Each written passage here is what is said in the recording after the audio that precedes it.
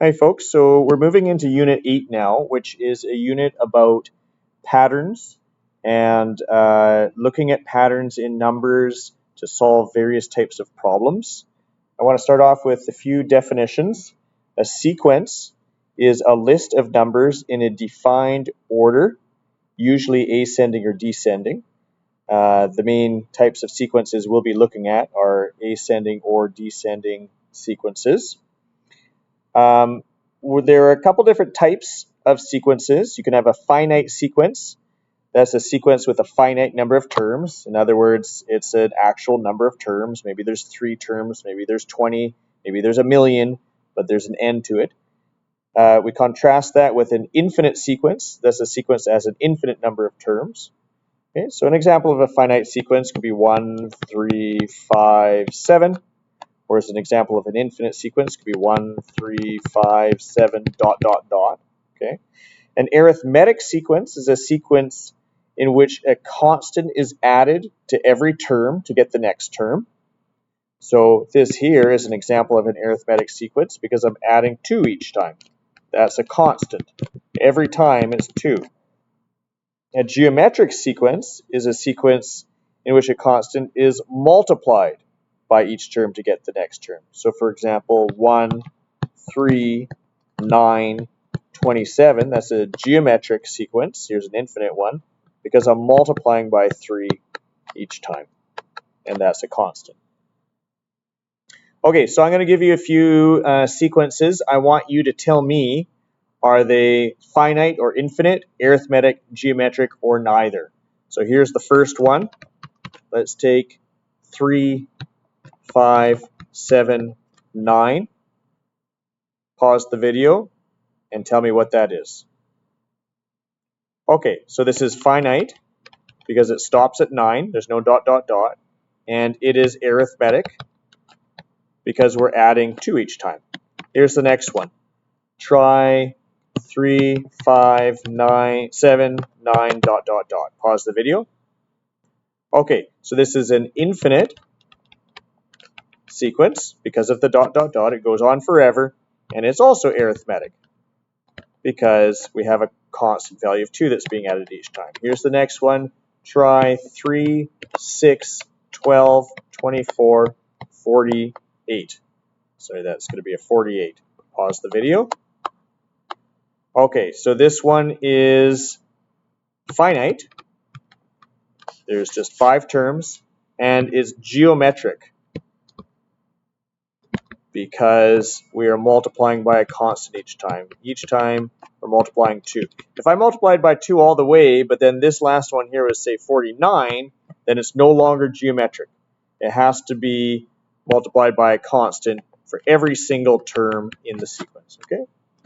And here's the last one. Try this one. 1, 1, 2, 3, 5, 8. Pause the video. Okay, so this one here is infinite, and it's neither geometric nor arithmetic, because from here to here, for example, we're adding 0, and then we're adding 1. That changed. And we're adding 1 again, then we're adding 2. Okay, so we're not adding a constant each time. And similarly, we're not multiplying by a constant each time either. If we were multiplying, this is multiplying by 1, and then suddenly we're multiplying by 2. Okay, so it's neither arithmetic nor geometric. And this is actually a very famous one, which we'll talk about a little bit later. All right, so there's a few examples of some sequences. Now, because the terms are ordered in a sequence, that means they have a specific order, we have a specific notation to refer to them, okay? So let's just take, for example, that one there, 3, 6, 12, 24, 48. 3, 6, 12, 24, 48. We would say that this is the first term, and so we would use typically a U or a T with a subscript 1 to represent that it's the first term. Okay, so U1 or T1 would be the main, most common letters used to represent it. And also sometimes you'll see the letter A to represent it just for the first term, because I guess A is the first letter of the alphabet. Okay, this 6 here, this would be U2 or T2. This one here is U3 or T3, U4 or T4, and U5 or T5. Okay, and we could talk about a general term. We could say UN, where n is just referring to the nth term, whichever one that may happen to be. Your textbook uses U. I actually prefer T, but I'll use U most of the time. And you'll definitely see both. You'll actually probably see T more often than you see U. Okay, and then as I said, so this 3 here, n equals 3 in this particular case. Okay, let's take a question. Let's suppose that you have $200 in your bank account in week 1. Okay, let's see if I can actually just copy and paste this over quickly so that it's a little bit nicer. Just take me a sec.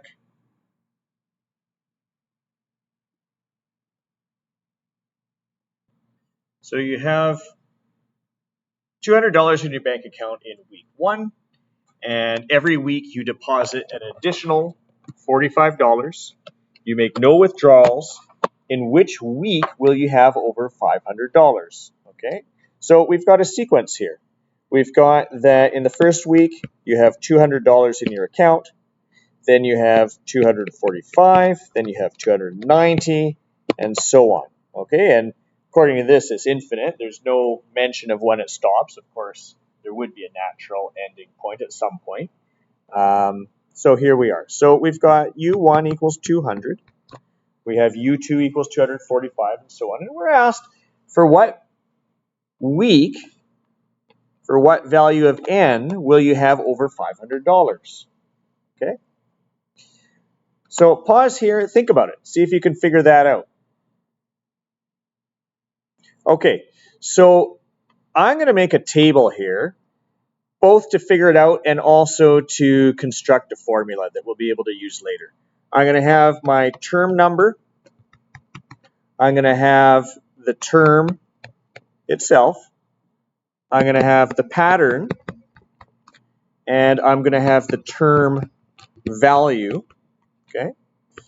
And we have for term number 1, we have term U1. We have a value of 200. For term number 2, we have a term U2. We have a value of 200 plus 45. For term number 3, we have U3. We have 200 plus 45 twice. Right? We added 45 twice. Term number 4, U4, our original 200 plus 45 3 times. And we're going to carry on this pattern. Let's now take a look at the nth week. Well, we have U sub n. What do we have here? Well, we have 200 plus 45. How many times? Well, if you notice, this value here is 1 less than this value here. This value here is 1 less than this value here. This value here, I guess this is a 1 hiding, is 1 less than this value here.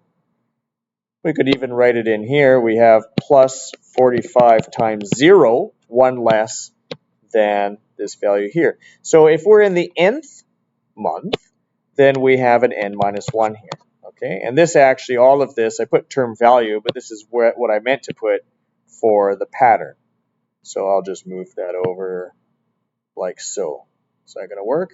Or is my computer going to freeze? Kind of works. Okay. And then the actual value here, we have 200, we have 245, we have 290, we have 335, and so on. Okay? And so what we've got now is we actually have a formula. We have that the amount in the nth week is equal to 200 plus 45 times n minus 1. And our original question said, well, in which week will we have over 500?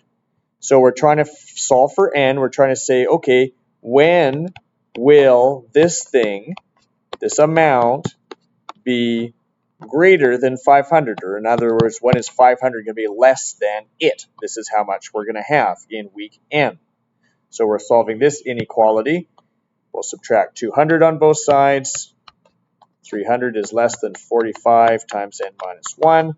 Divide both sides by 45. I'm going to use a calculator here. I get 6 2/3. Add 1 to both sides. 7 2/3. So in other words, n has to be greater than 7 2/3.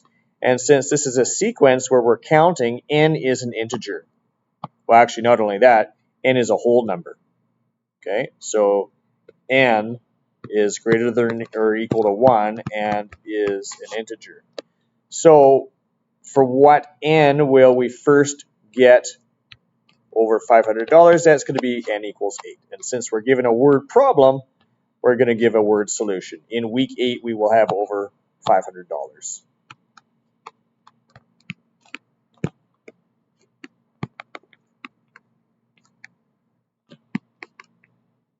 Okay, so there's one example. Notice this is an example of an arithmetic sequence because we're adding 45 each time. This goes up by 45 every single time. That's the definition of an arithmetic sequence. And it's an infinite sequence because theoretically, at least, we don't stop. Now, this formula here that we derived, we can take a look at it in general. So I'm going to copy this, and I'm going to bring it down here. We derived this, but where did it come from? Well, this 200 was the first term, right? This is the initial term in our sequence, 200. It's the starting point. So I could make a more general formula and say un equals u1 plus 45 onto n minus 1. But not only that, where did 45 come from? Well, 45 is what we added each time. 45 is what we added. It's the constant that's being added every time. So 45, we're going to actually give it its own variable. We're going to call it d. D stands for what we call the common difference. And the common difference is that number that we add every single time. Now, the common difference could be positive. It could be negative. In this case, the common difference is positive because we're adding $45 each time. Suppose we had another question where we had $1 million in the bank and we were going to withdraw $80,000 a year. Maybe it's somebody's retirement or whatever. Then D would be negative 80,000 because we're adding a negative 80,000 every year. We're, in other words, subtracting 80,000 every year. Okay, that's the common difference. So we've got now a general formula for an arithmetic sequence. Arithmetic sequence. There's our general formula. Okay, and by the way, it's arithmetic, not arithmetic. Arithmetic is the noun. When you go 3 plus 4, you're doing arithmetic. This is a adjective describing a sequence. As an adjective, we pronounce it arithmetic. It's an arithmetic sequence. It's the type of sequence. Okay.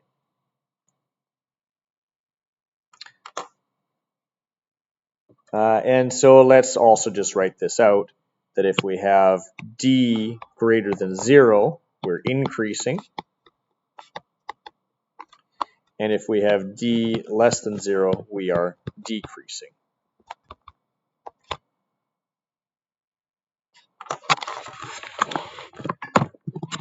All right. Here's another question. you have $1 on day 1, and a genie appears and he says he will double the value every day. Okay? So the first day you have $1, the second day you have $2, the third day you have $4, and so on. Here are the questions. After how many days will you have $1 million? And the second question, how much will you have on day 100? Pause the video here and try it out. Okay, so let's take a look and see what's happening here. It's always good to start with just listing out a few terms. It's usually helpful. So I'm going to do that. I have that on day 1, I have $1. So my U1 equals 1. On day 2, I have $2. On day 3, I have $4. Day 4, U4 is $8, and so on. Okay. And what's happening here is I'm multiplying every day. I'm multiplying the amount by 2. So this is a geometric sequence because I'm multiplying by a constant. Okay, I've got a geometric sequence. And let's make a table now similar to the one from before. I'm going to have the term number. I'm going to have the term itself. I'm going to have the pattern. And I'm going to have the value, or the term value. Well, the first term, U1, gives us 1. The second term, U2, gives us 2. The third term, U3, gives us 4.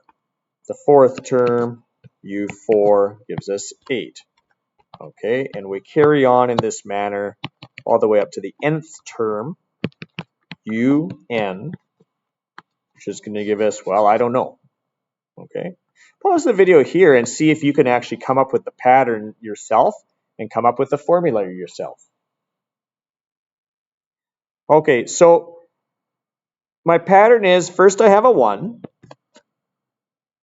and then on the second day is the first day that the genie doubles my amount. So I get a 1 times 2. On the third day, on the third day, the genie doubles that amount. So I get a 1 times 2 times 2, or in other words, 2 squared. On the next day, I have times 2 again, so that's 2 cubed, and so on. So what's happening here in general? Well, I have a 1. I'm multiplying by 2 to the something. And what's the pattern? Well, when my exponent here is a 3, I'm on term number 4. When my exponent here is a 2, I'm on term number 3. When my exponent is a 1, there's a 1 hiding there, I'm on term 2. And when my exponent is a 0, there's a 0 hiding, times 2 to the 0, because anything to the 0 is 1. I'm on term number 1. So in other words, the exponent here is equal to n minus 1. So there we have it. Okay, that's our formula. Now let's do it a little bit more generally. So I have that un equals 1 times 2 to the n minus 1, which of course simplifies to 2 to the n minus 1 in this particular case. And I could solve my problem. I could figure out after how many days I'll have $1 million. I could figure out how much I'll have on day 100. But before we do that, let's just go and make a general formula now. What is this 1? Well, 1 is our initial value. It's U1. Okay? So I'm going to replace 1 with U1. What is 2? Well, 2 is the amount that we're multiplying by every single time. It's a constant. It's not a common difference, but this time it's a common ratio. Okay? It's the constant we're multiplying by each time. We call it a common ratio. So this here, this 2, is the common ratio, and we usually represent it with the letter r. So I have an r here, and my r then is raised to the exponent of n minus 1. Okay, so this now is the general formula for a geometric sequence.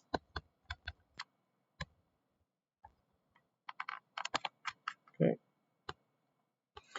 We have the arithmetic sequence with the common difference. We have the geometric sequence with the common ratio. Okay, but now let's actually solve our problem. We're trying to figure out after how many days we'll have $1 million. So I'm going to take my 2 to the exponent n minus 1 and say, okay, when is this going to be greater than 1 million? Well, let's solve for when it equals 1 million first, and then just say, okay, we have to be a little bit bigger than that fractional date. That'll be a little bit easier. Well, how do we do this? This brings us right back to our logarithms unit, right? So I can take the log of both sides. Now, seeing as how this is a power of 10, is probably convenient to take log base 10, or you might want to take log base 2 because this is a 2. Or, to be honest, since this is going to be a calculator question, it really doesn't matter which base we use on our log. So I'm going to take the log of both sides. I'll take, you know what, I'm even just going to take the natural log. I don't care. I'm taking the natural log of both sides. And then when I take the natural log of both sides, this exponent can come out in front. So I have n minus 1, be careful to put brackets, times the log of 2 equals the log of 1 million. N minus 1 equals log of 1 million over log of 2. Okay, I divide both sides by log 2. And I'll add 1 to both sides. N is going to equal log of 1 million over log of 2 plus 1. Okay, so now I pull up a calculator and I do this calculation. So let's see here, 1 million log, so the natural log of that is 13.8, divided by bracket 2 log, the natural log of that is 0.693, okay, equals, I get 19.93. N equals 19.93 plus 1. N equals 20.93. So we have to wait 21 days until we have $1 million. How is the question phrased? It was phrased as, after how many days will you have $1 million? After 21 days.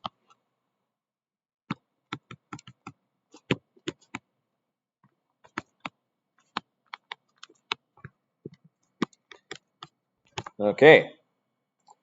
Pretty impressive. Pretty quick growth. Second part to the question was, how much will you have on day 100? Okay, well, on day 100, n equals 100. We'll use our formula. We have that n is the starting amount, 1, times the common ratio, 2, to the exponent n minus 1. So therefore, u100 is going to be 1 times 2 to the 100 minus 1, or in other words, 2 to the 99. Now that's an enormous number. If I put this into my calculator, I'm quite sure it's not going to work.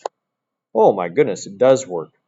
Okay, I'm going to copy this out just for kicks here. It works out to 633,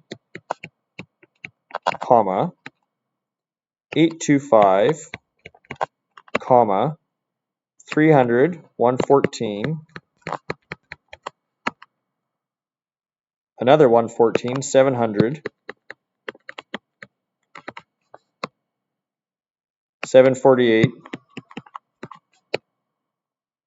351, 602, whoops, 688. Thousands, millions, billions, trillions, quadrillions, quintillions, sextillions. I think it's heptillions, octillions. Holy moly. $633 octillion, which obviously is way more than there exists on Earth. Okay? Impressive. Alrighty. So that answers that. Here's my next question for you. Let's take this one. 1, 2, 5, 26. Can you predict the next term? Pause the video. Think about it. All right. So first, what we typically do is we check, is it arithmetic? Is it geometric? Because these are two of the most common types. Arithmetic would mean that we're adding the same thing each time. Here we add 1, here we add 3. No, it's not arithmetic. Geometric means we're multiplying by the same thing each time. Here we multiply by 2, here we multiply by 2.5. No, it's not geometric. Okay, so it's neither of those. Then we have to kind of puzzle it out a little bit. Can we see what's going on? And perhaps you were able to see that this term here, the 2, is the previous term squared plus 1. 5 is the previous term squared plus 1. 26 is the previous term squared plus 1. So in fact, the pattern is take the previous term, square it, and add 1. This is a different type of sequence. A sequence where you rely on some formula applied to previous terms is called recursive. Okay, this is a recursive sequence. And the way we define recursive sequences is we take the number or numbers at the beginning of the sequence that don't really have a formula to get them. You see, this 1 was just given to us, but everything after that I was able to calculate. We take that number or numbers, and first we just specify them. So I would say, look, U1 equals 1. Then I specify how to get each subsequent number based on the previous ones. So I would say, look, once you know that U1 is 1, your UN is your previous term, UN minus 1, squared plus 1. Okay, so this is the definition of this sequence here using recursive notation. Okay. Here's another one. I'm going to come back to this one I gave you right off the top. Consider 1, 1, 2, 3, 5, 8, ... Can you predict the next term of this infinite sequence? Pause the video here. All right, well, did you get 13? Notice that this is also recursive, but this time we rely on the first and second in order to get the third. The third here is 1 plus 1. It's the sum of the two previous ones. The fourth term here, 3, is 1 plus 2. It's the sum of the two previous ones. Right? So the 2 is the sum of the two previous ones. The 3 is the sum of the two previous ones. 5 is 2 plus 3. It's the sum of the two previous ones. 8 is 3 plus 5. It's the sum of the two previous ones. And that's how I got the 13. 13 is 5 plus 8. Okay. This sequence I would have to define as, look, U1 is 1, U2 is 1, and then after that, I can rely on the previous two numbers. UN is UN minus 1, the previous, plus UN minus 2, the one that's 2 previous. And then this defines our sequence. And this happens to be a very famous sequence called the Fibonacci sequence. All right. So what I want to do next is add a few more definitions. So we've looked at sequences where we have a list of numbers in a specific order. What if we wanted to add all of those numbers together? What if we wanted to sum the terms of a sequence? Well, then we'd have something that we call a series. Okay, so a series is the sum of the terms in a sequence. Quick example, suppose we have the sequence 2, 3, 4. This is an arithmetic sequence, it's finite. Then the series, the corresponding series, would be 2 plus 3 plus 4, which in this case works out to 9. We can have, just like before, a finite series or an infinite series. A finite series is a series with a finite number of terms. You're adding together a finite number of terms. An infinite series, you're adding together an infinite number of terms. And even though you might think that every single infinite series must have an infinite value, that's not really true. Well, it's not at all true. Sometimes it has an infinite value, but there's actually many infinite series that have a finite sum. They have a finite value, and we're going to talk about some of those, not right here, but in the next video. Sigma notation is a compact notation for expressing a series, and it is a super important notation in mathematics. It takes a little bit of getting used to, but once you get used to it, it's not so bad. So I'm going to start off with an example here. Let's suppose we have in sigma notation the sum, this capital Greek letter sigma is referred to as the sum from n equals 1 to 4 of 2n. And let's start off by just talking about what the different parts are, okay? So here I have the lower bound. It's the lowest number of my indexing. N is called the index.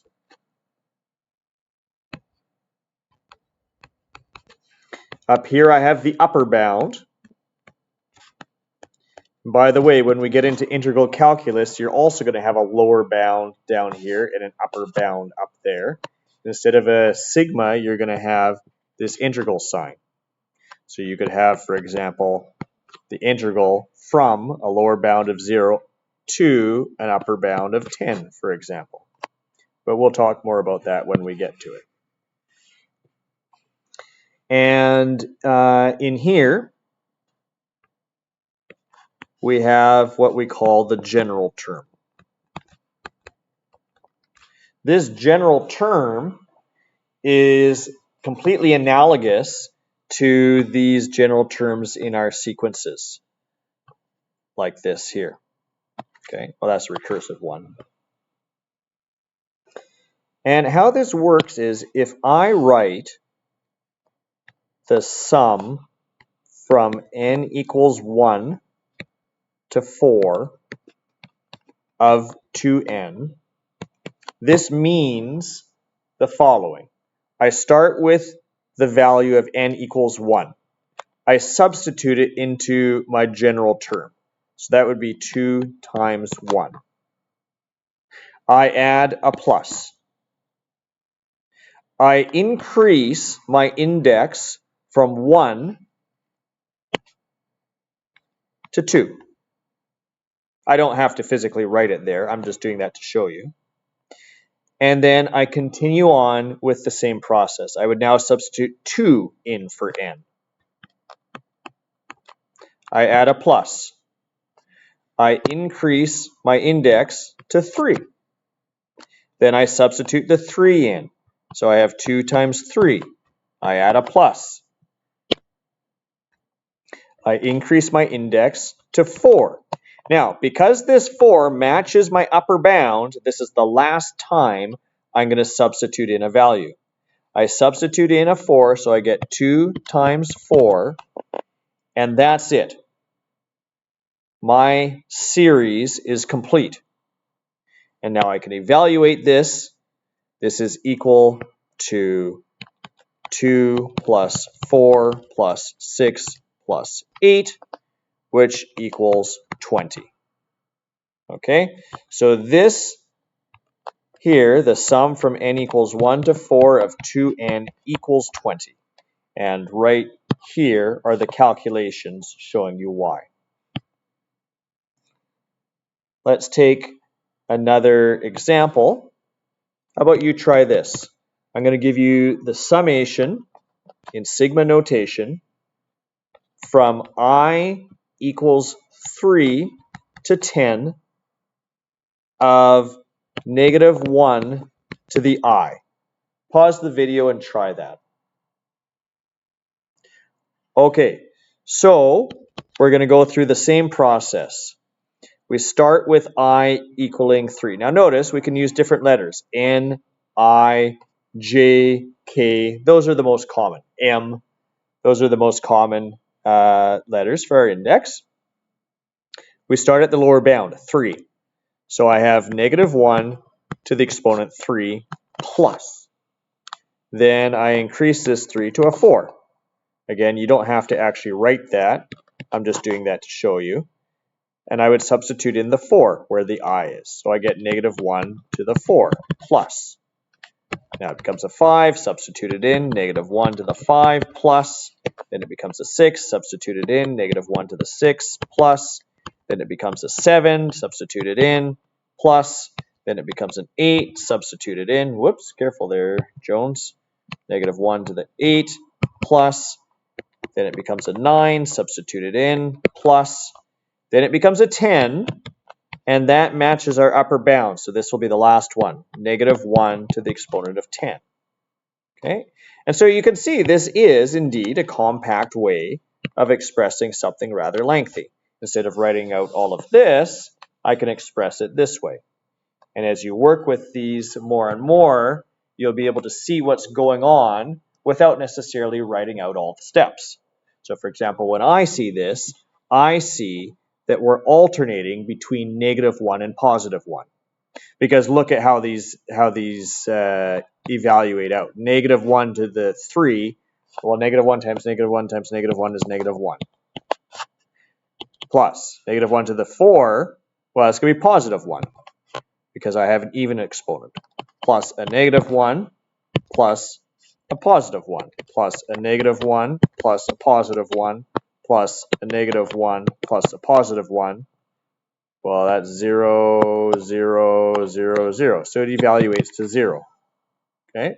So this one here equals 0.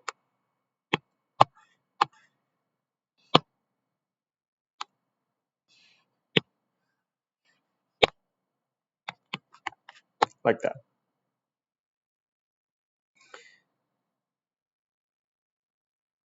Here's another one. Try this. Try the sum from j equals 0 to 5 of negative 1 to the j squared minus j. Okay, I've got a lot of j's. That doesn't change anything really. It just means that we're going to have to substitute in our values in 3 places. You go ahead and try this. See if you can evaluate it. Oh, I meant to have brackets here. Okay, pause the video here.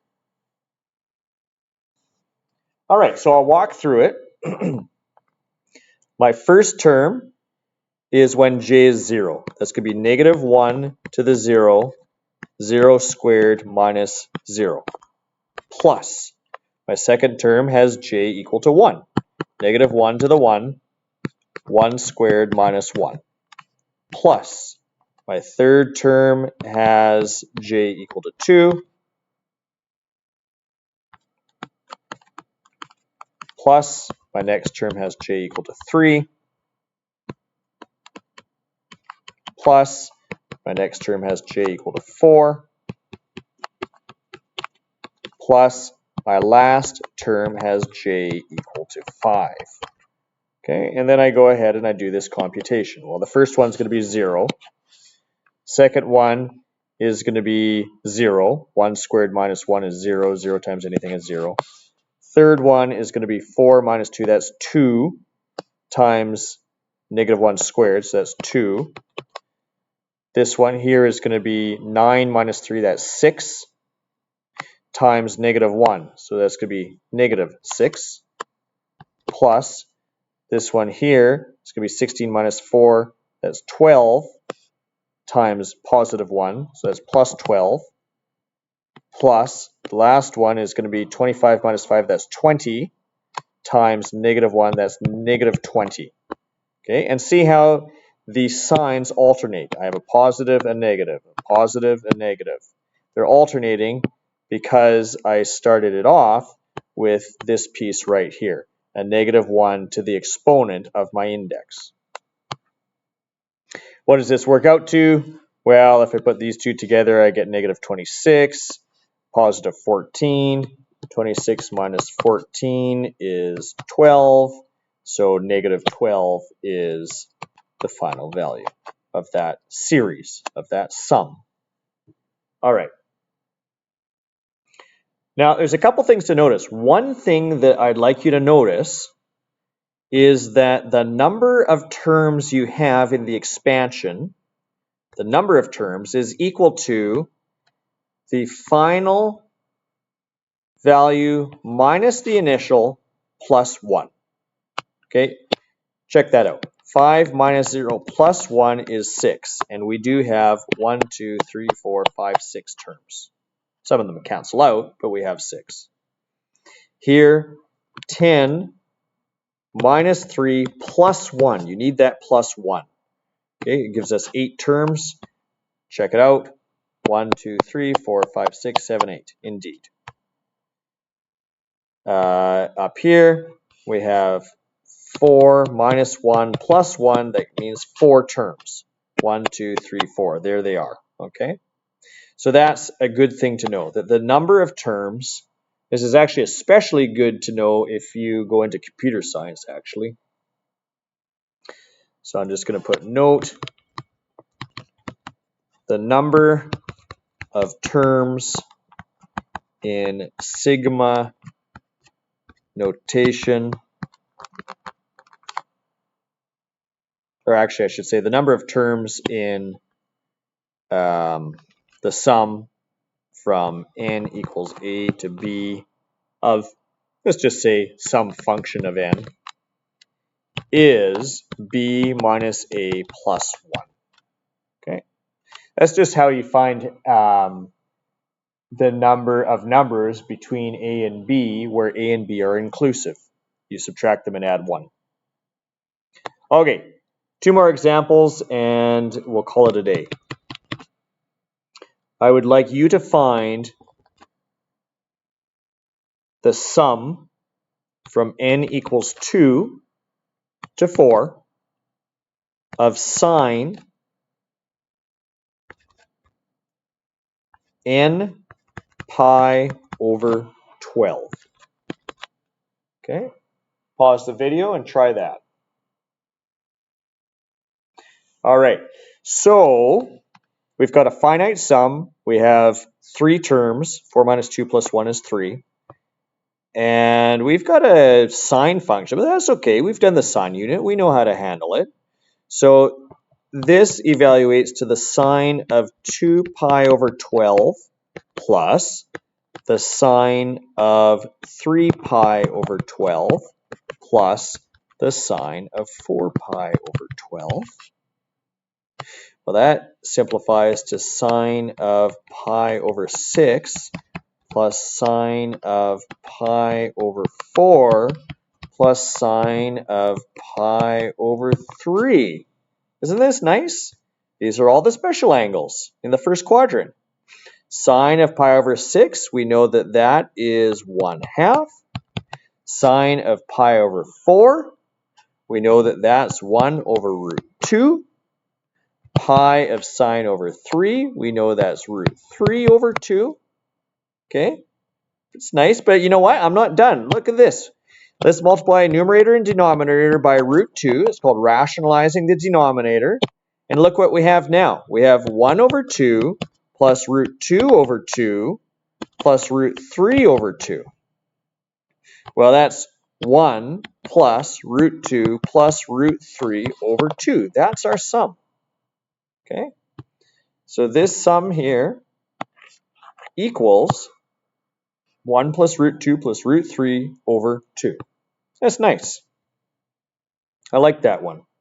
Okay, here comes one last one I'd like you to try. Try evaluating this. 1/2 times, well, I don't even need these brackets actually. In sigma notation, they're assumed. It's assumed that we have 1/2 times this entire thing, whatever it works out to. Okay, so I've got 1/2, the sum from n equals 1 to 3 of n to the 1/2. What's that? Pause the video, try it out. All right, well, this one's fairly straightforward. We get 1/2 bracket 1 to the 1/2 plus 2 to the 1/2 plus 3 to the 1/2. That's the same as the square root of 1 plus the square root of 2 plus the square root of 3 over 2. Or if you want 1 plus root 2 plus root 3 over 2, that's the same value as we got before. Isn't that cool? So in fact, if you want, you could say that this sum here, I'll copy and paste it to make sure I get it exactly correct. This one here in sigma notation is exactly equal to this one here. I'll just copy and paste it.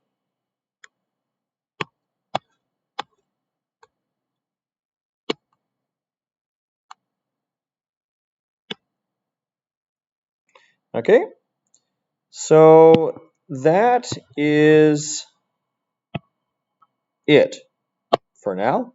That covers 5 exercises. This covers exercises 1A, 1B, 1C, 1D, and 1E. Okay, so those are the exercises that this matches.